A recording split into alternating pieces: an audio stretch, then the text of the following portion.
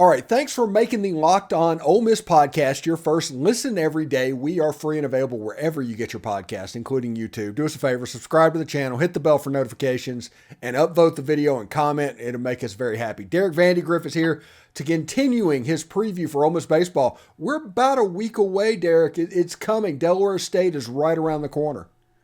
Yeah, I'm pretty excited for it. Ready to get back to Swayze and see the defending national champions start their run back to Omaha and see how far we can go this year. And I think it's been 10 or so years since we've had back-to-back national champions, so no better time than now to go ahead and end that.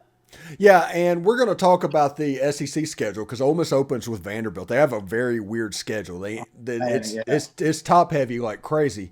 They do get to avoid Tennessee, but I want to start off with the coaches poll came out for SEC baseball, and Mississippi State is preseason pick number 7 in the West.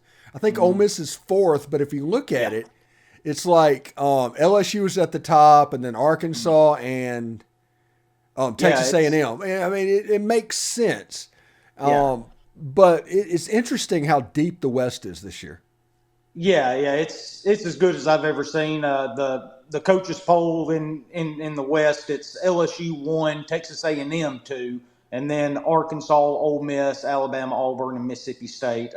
LSU got 12 of the 14 votes, and then Ole Miss and A&M each got 1 for the first place votes there in the West as well. But yeah, it's as good as I've ever seen it, man. It's an absolute bear this year. You can throw all 7 teams in a hat, randomly pull them out, and if at the end of the year that's what it looked like, it wouldn't shock me one bit. Mississippi State being down there at the bottom just kind of shows you how deep it is this year because they had one heck of a recruiting class, got a lot of talented guys coming in this year. And, you've got a team that was in Omaha last year, Auburn, sitting down there at 6, just barely avoiding the cellar right now. It's incredibly deep right now. A lot of really, really good teams. There's not a break on the schedule as far as West teams go this year. One of the things I thought was interesting about the coaches poll is that Tennessee was obviously picked to win the East. They had 12 first-place votes to win the East. They did not receive a single first-place vote to win the entire SEC, though.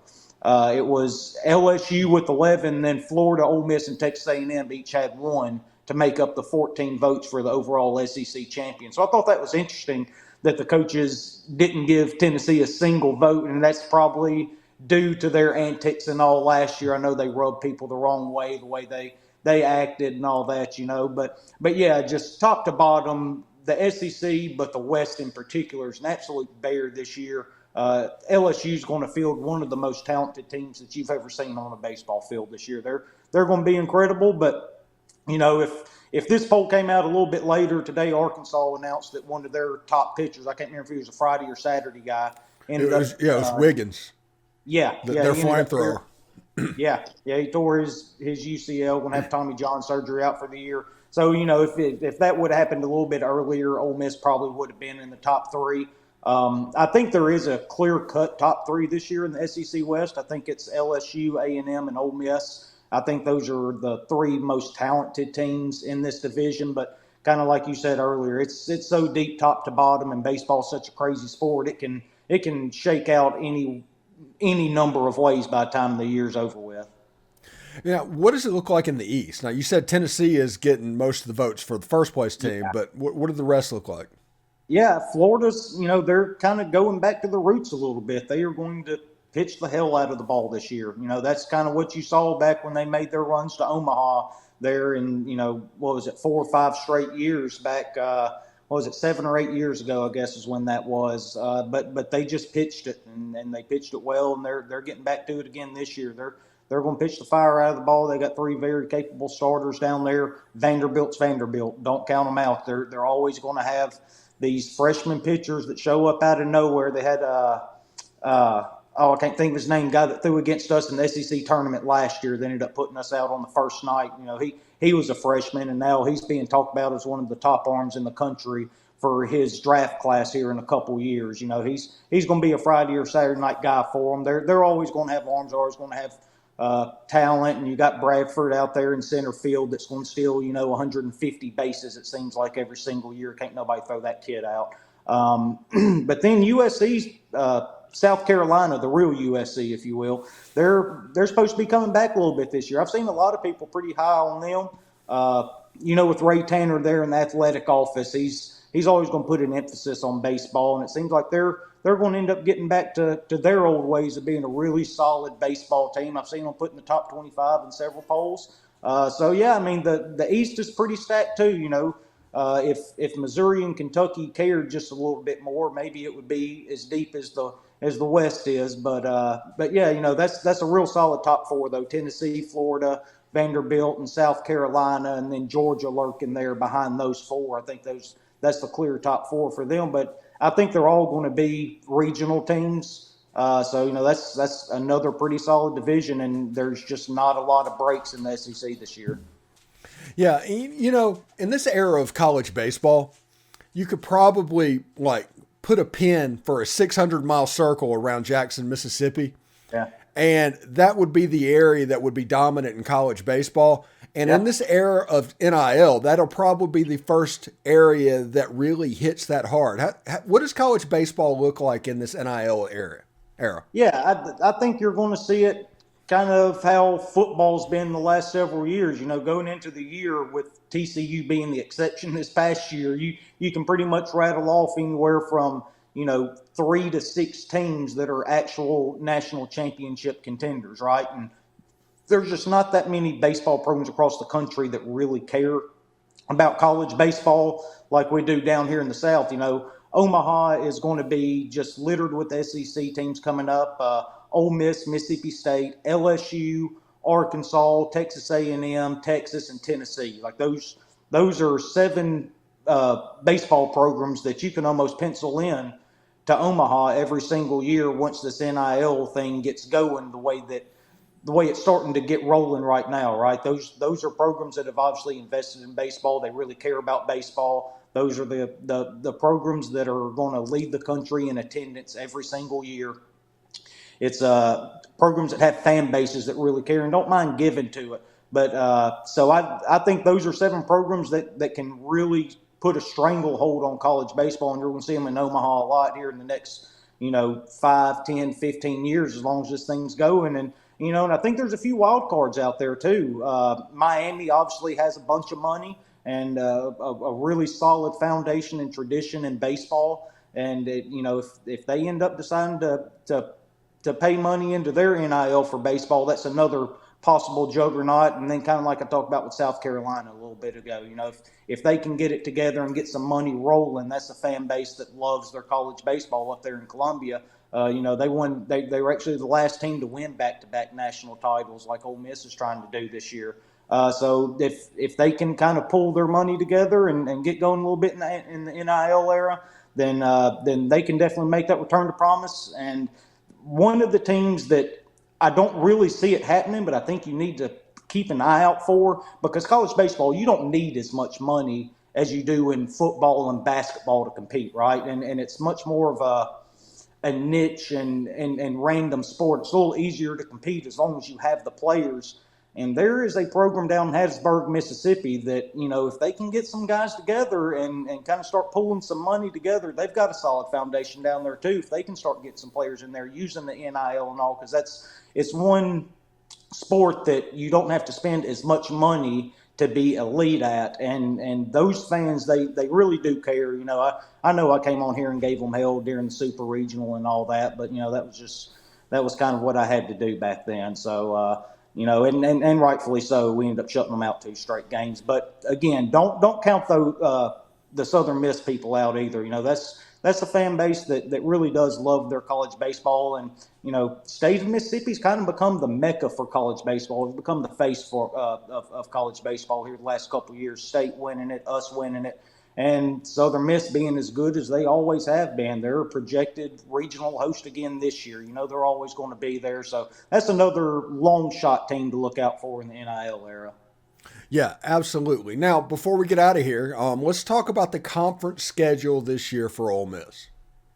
Yeah, it's a real bear to open things up. The first 6 weeks, you go at Vanderbilt, come home for Florida, at Texas A&M, at home for Arkansas, go to Mississippi State, and come back home for LSU. Those are your first 6 weeks of SEC schedule. And then, if I'm not mistaken, it's between the Florida and A&M game that you get Southern Miss again in the midweek, right? So, I mean, it's just there's absolutely no breaks in this schedule because after LSU, you get Georgia at home, who's not the upper echelon SEC team, but they're a very good team. They always are. They're always very respectable. The only break we got this year is we dropped Tennessee off of our schedule and we picked up Missouri.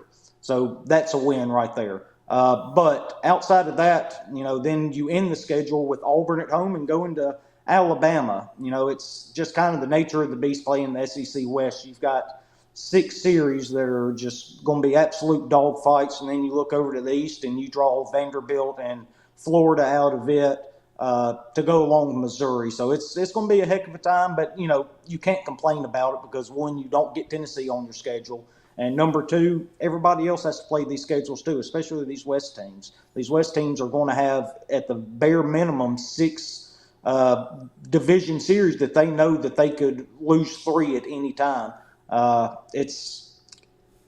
told people this, it's as good of an SEC as I've ever seen. I've watched a lot of SEC baseball over my years, and I just don't think I've ever seen anything like the conference this year. And, it's a conference that wouldn't surprise me. You look up and you've got at least 4 teams in Omaha again, just like last year. And if you told me we had 5, maybe even 6 teams in Omaha, just depending how they end up matching it up with regionals and stuff like that, if the NCAA were to allow that, then, it wouldn't surprise me at all. There's several teams that are capable of making that kind of run this year in the SEC.